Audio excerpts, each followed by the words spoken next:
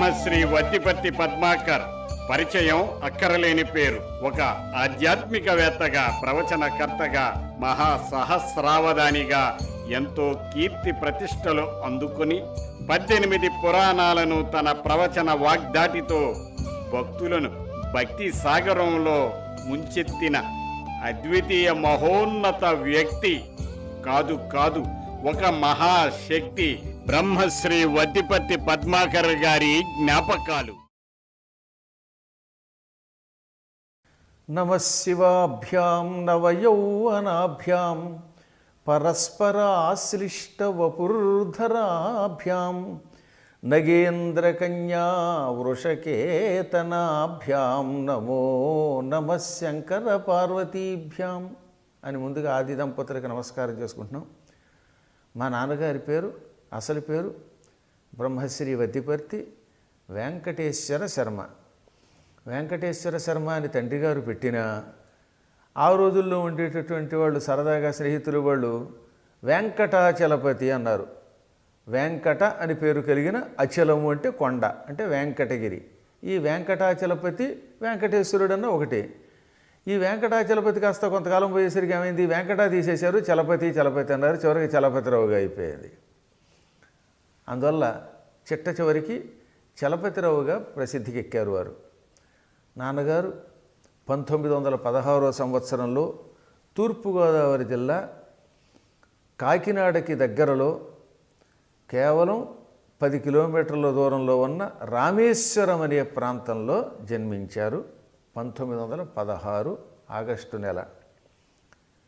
ఆ మహానుభావులు 8 ఏళ్ల వయస్సులో వారణాసి వెళ్ళి భాష్యాంత వ్యాకరణం చదువుకుని హిందీ నేర్చుకుని తెలుగు సహజ సిద్ధంగా వారి మాతృభాష కాబట్టి అందులో కూడా పాండిత్యం సంపాదించి దీనితో పాటుగా పారసీ భాష, ఉర్దూ భాష, ప్రాకృతం, పైశాచికం, అరవం ఇన్ని భాషలు నేర్చుకుని 8 భాషల్లో పండితులు అయ్యారు. ఆ వెంకటేశ్వర శర్మ గారు లేక వెంకటాచలపతి, చివరికి చలపతిరావుగా మారిన మా నాన్నగారు అటువంటి పండితులు.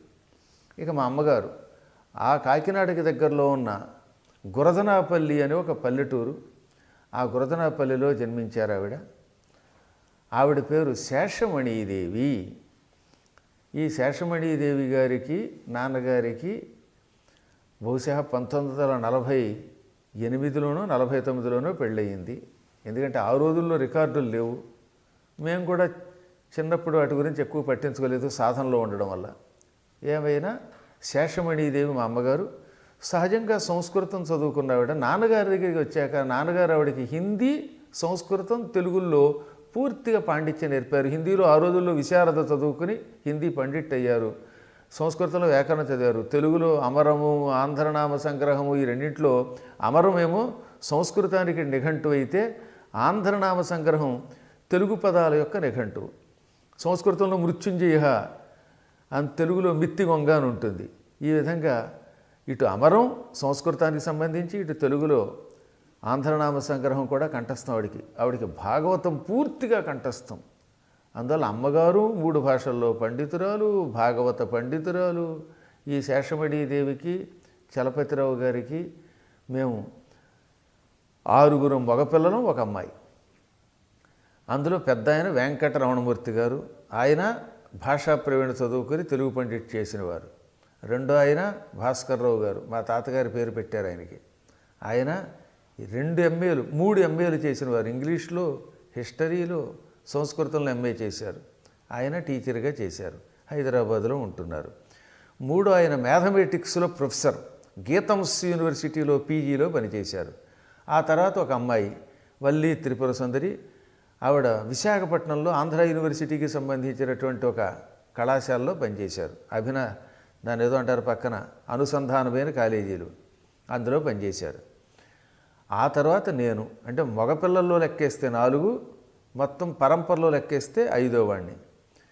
నేను MA సంస్కృతం, MA హిందీ, MA తెలుగు చేశాను. PhD కూడా చేశాము.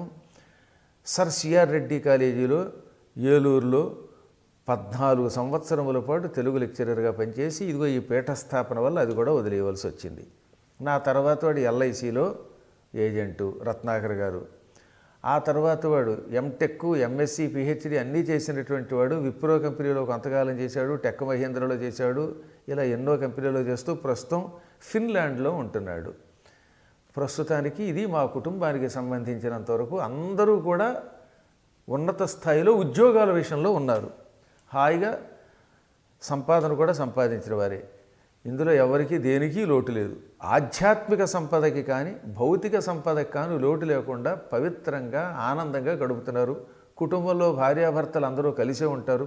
అన్నదమ్ములం 6 మా సోదరీమణి ఒకరంటే ఒకరికి ప్రాణంగా కలిసే ఉంటారు. ఎల్లవేళలా కలిసి తిరుగుతూనే ఉంటాం. అందులో ఈ మధ్యకాలంలో నాతో పాటు వాళ్ళు వచ్చి భాగవత సప్తాహాలు కూడా చేస్తున్నారు. ఇంకెంతకంటే జీవితానికి కావాల్సిందే ఉంది. ఈ ప్రశ్నకి 3 అని చెప్పాలి. 1, అమ్మగారు పుట్టుకతో భక్తురాలు. ఆవిడ శివుణ్ణి విష్ణువుని సమానంగా చూడగలిగిన అద్భుత అద్వైత తత్వస్వరూపిణి. ఆవిడికి భాగవతం కంఠస్థం. రోజు భాగవతంలో ప్రతి పద్యము చదువుతుంది. అందులో ప్రహ్లాద చరిత్ర అయితే అనునిత్యం చదువుతూనే ఉండేది. అది చదువుతూనే వంట చేసేది ఆవిడ. కాబట్టి పరమ భాగవతోత్తమురాలు. ఇక విష్ణువు గురించి ఆవిడ చెప్పాలంటే ఆవిడ విష్ణువు గురించి వర్ణించి చెబుతూ ఉంటే ప్రహ్లాదుడు అంతటి వాడు కూడా మన కళ్ళ ముందు కనపడతాడు. కాబట్టి పరమ వైష్ణవురాలు. పూజ చూస్తే శివ పూజ చేసేది విభూతి పెట్టుకుని. శివుడి మీద విష్ణువు మీద సమానమైన భక్తిని చిన్నప్పటి నుంచి మా అమ్మ కల్పించింది.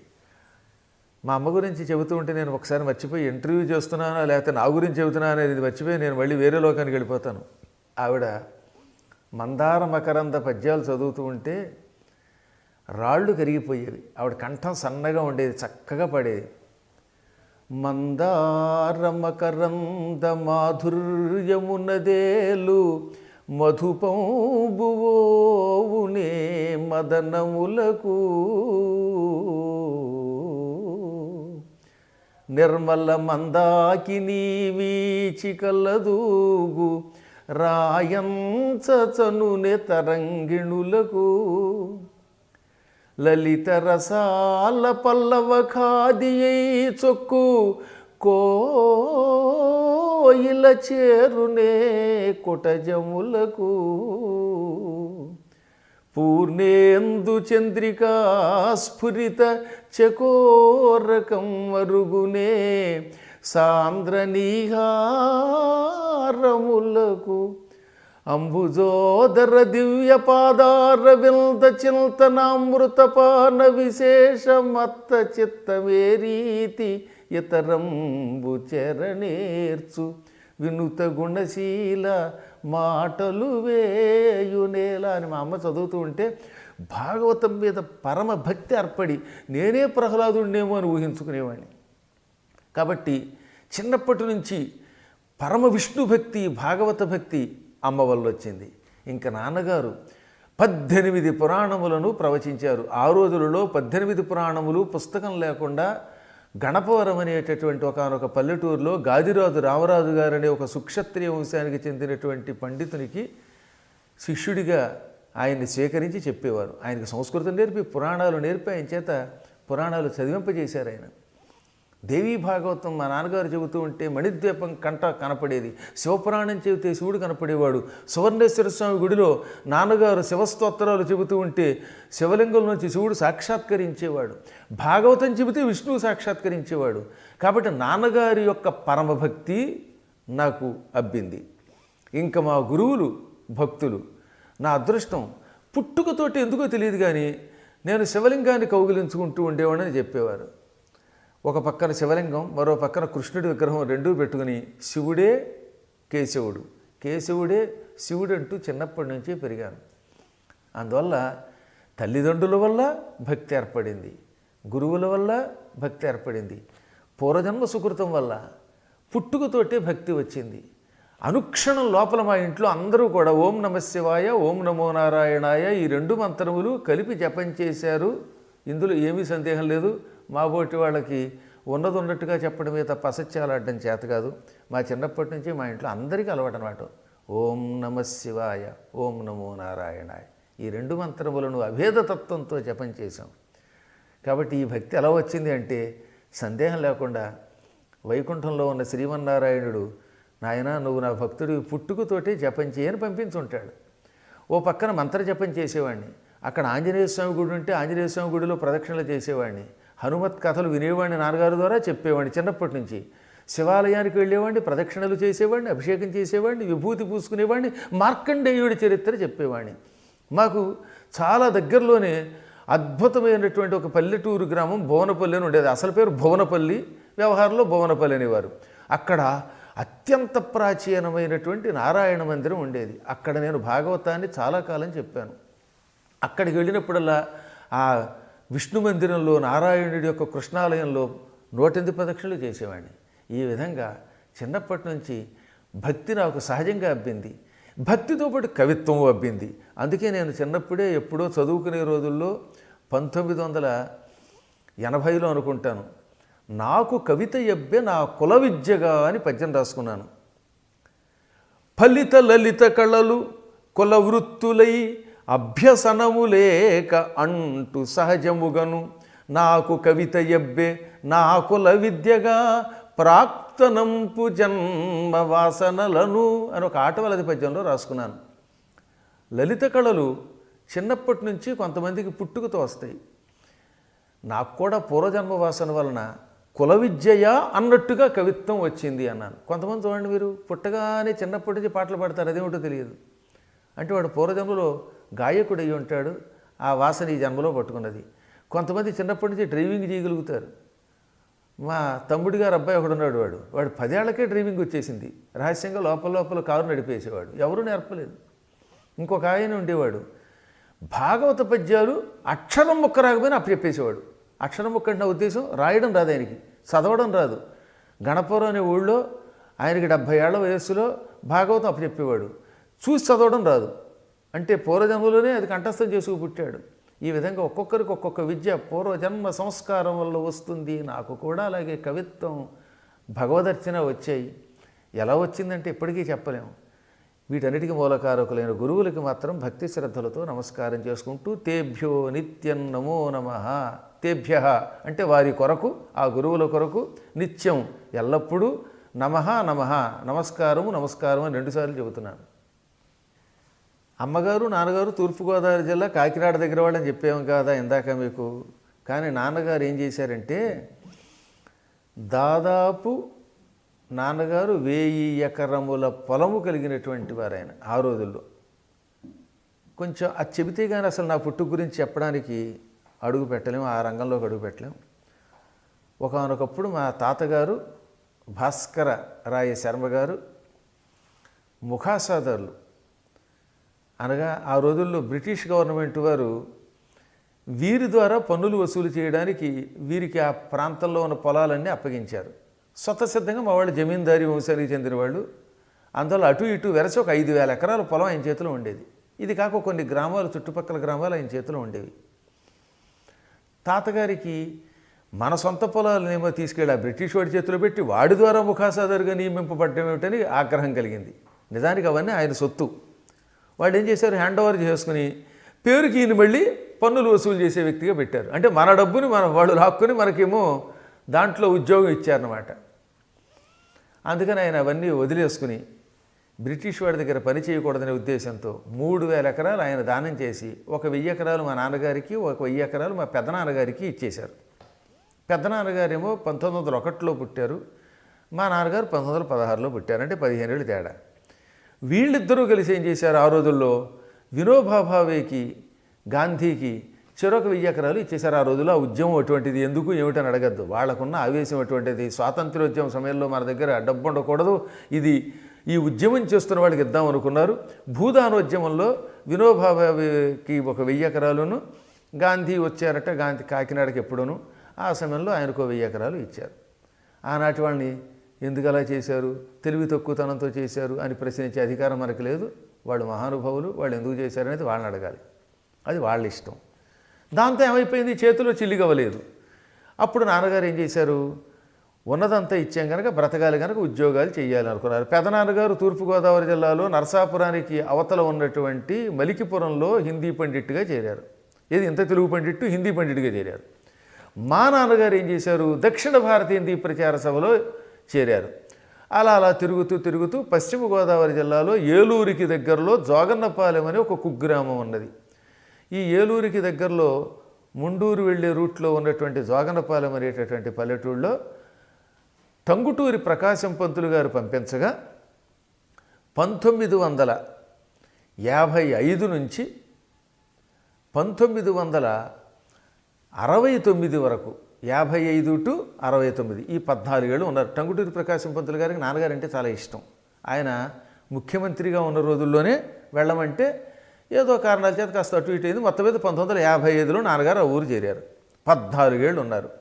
ఆ ఊళ్ళో ఎంతోమందిని మెట్రికులేషన్ చదివించి గొప్ప గొప్ప వాళ్ళని చేశారు. ఆయన దగ్గర చదువుకున్న వాళ్ళలో కామిరెడ్డి ప్రభాకర్ రావు అన్న ఆయనేమో ఐపీఎస్ ఆఫీసర్ అయ్యాడు, ఇంకొక ఆయన ఐఏఎస్ అయ్యాడు, ఒక ఆయన ఐఎఫ్ఎస్ అయ్యాడు, ఒక ఆయన సరసిఆర్ రెడ్డి కాలేజీకి ప్రిన్సిపాల్ అయ్యాడు.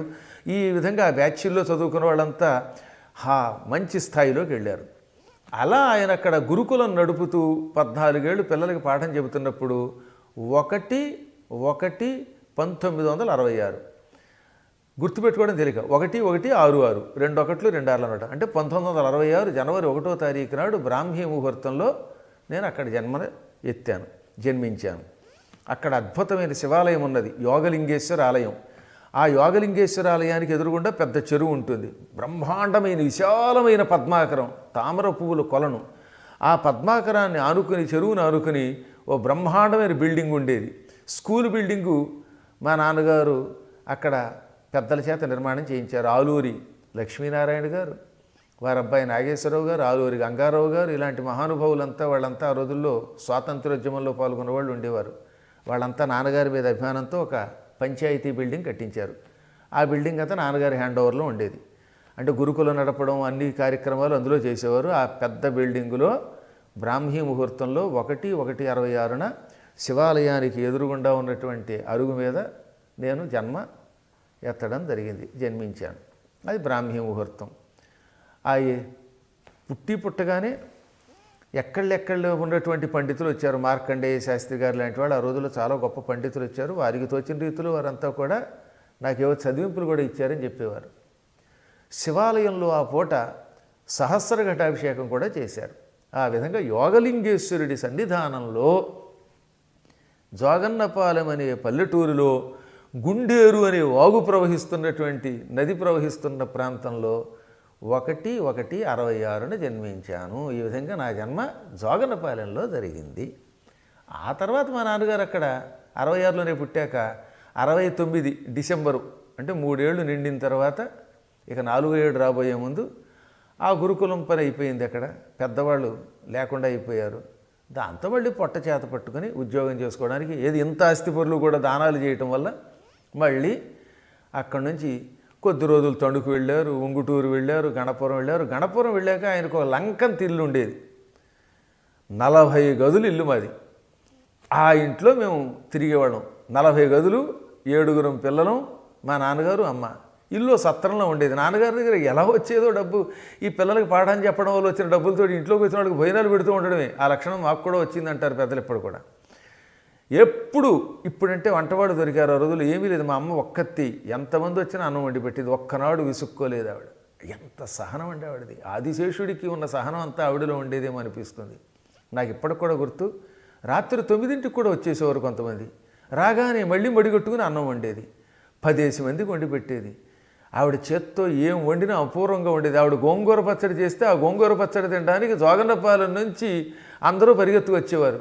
ఆవిడ ఆవకాయ పెడితే ఏడాదైనా పాడయ్యేది కాదు. వాళ్ళు మహాత్ములంటే. ఇవాళ అన్ని సౌకర్యాలు ఉన్న రోజుల్లో కూడా అన్నదానం చేయలేకపోతున్నారు. ఆ రోజుల్లో ఎలా పెట్టారంటే అలా పెట్టారు ఆ మహాత్ములు. ఆ ఊళ్ళో 40 గదుల ఇళ్లలో తిరుగుతూ హాయిగా ఉండేవాళ్ళం. ఈ 40 గదుల ఇల్లు కూడా మా నాన్నగారు మళ్ళీ ఎవడో వచ్చి ఓ శిష్యుడు అడిగితే దానం చేశారు. మా నాన్నగారు ఎంత దాత అంటే చెప్పలేం. అమాయకపు ప్రాణి ఆయన. పరమ పండితుడు. పాండిత్యంలో పాణిని లాంటివాడు ఆయన. భక్తిలో మహానుభావులైనటువంటి బలిచక్రవర్తి అలాంటి వాళ్ళ స్థాయికి చెందినటువంటి వాడు. ఎంత భక్తుడికి అమాయకత్వం అంటే మాయ లేకపోవడం అని ఒక లక్షణం ఉన్నది. ఒక కాలికి దండం పెట్టి ఎవడన్నా వచ్చి చలపతిరావు గారు మీ జేబులో 100 ఇవ్వండి అంటే ఇచ్చేయటమే. మళ్ళీ ఇంటికి వచ్చాక ఏమండి 100 ఇచ్చేస్తే ఎలాగండి, ఇంట్లో ఖర్చులు ఉంటాయి కదా అని మా అమ్మ అడిగితే, పోన్లే రేపు ఇంకోటి ఎవడో వస్తాడు, ఇంకో 100 ఇవ్వకపోతాడా అనేవారు ఆయన పాపం. అలాంటి తండ్రి గారి దగ్గరికి ఒకడు వచ్చి ఆషాఢభూతిలాగా కాళ్ళు పట్టుకుని, గురుదేవా ఇల్లు లేదు నాకు, మీ ఇల్లు రాసి ఇచ్చేయండి అంటే రాసి ఇచ్చేసట. ఇంట్లో ఎవరికీ చెప్పకుండా డాక్యుమెంట్లో సంతకం పెట్టేశారు. ఆ రోజుల్లో రిజిస్టర్ ఆఫీసు కూడా వెళ్ళక్కర్లేదు, డాక్యుమెంట్లో ఇక్కడ సంతకం పెడితే ఇక్కడ చెల్లేవి.